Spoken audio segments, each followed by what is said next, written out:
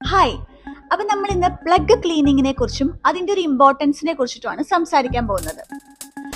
Petrol എഞ്ചിനുകളിൽ സിലിണ്ടറിലേക്ക് വരുന്ന ഫ്യൂവലിനെ പ്രോപ്പറായിട്ട് burn ചെയ്യാനാണ് ഈ സ്പാർക്ക് പ്ലഗ് ഉപയോഗിക്കുന്നത്.